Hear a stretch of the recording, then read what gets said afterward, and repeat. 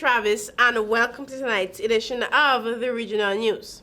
We start off in the island of Barbados, where the island has announced its intention to become a republic and remove Britain's Queen Elizabeth as head of state by November next year.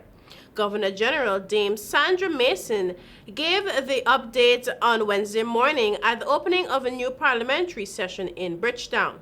Dame Sandra said the administration of Prime Minister Mia Mottley will take the next logical step to make Barbados into a republic in time for the country's 55th anniversary of independence in November 2021.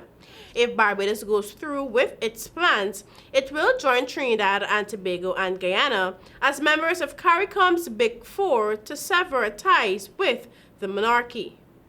Prime Minister of Jamaica Andrew Holness, who was last week sworn in for a second consecutive term, had committed to putting the issue, along with other major constitutional reform proposals, to citizens in a grand referendum. And now for some news in Jamaica. Come October 5, distance learning will become the reality of tens of thousands of students, and Jamaican Shamir Sadler is hoping to help schools improve their educational and administrative processes. Sadler is the CEO of Smart Term, a United States-based startup company launching an affordable video conferencing solution for schools as an alternative to Zoom and other meeting platforms. In an effort to make education innovative and administrative processes efficient, the company was formed in 2014 and piloting began 2 years later with 3 Jamaican schools.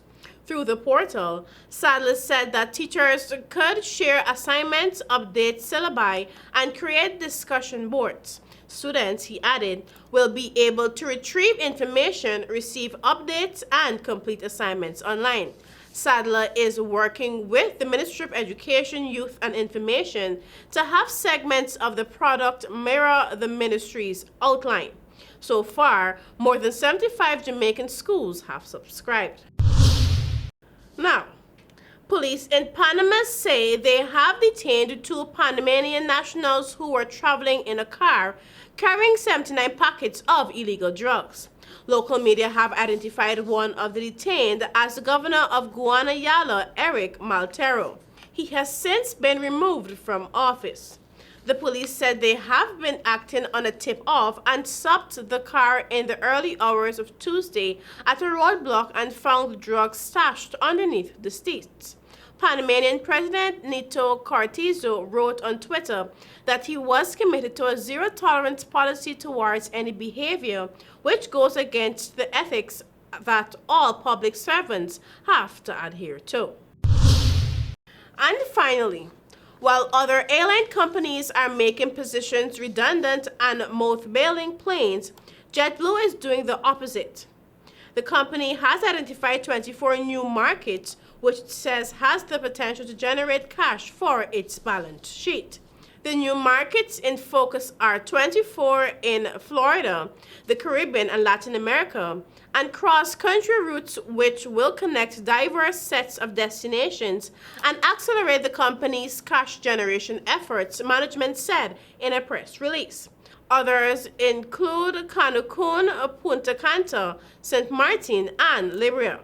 The company said the routes will be launched later in 2020 and are aimed at immediately generating cash and capturing traffic on a variety of new non-stop routes, many never flown before by the airline.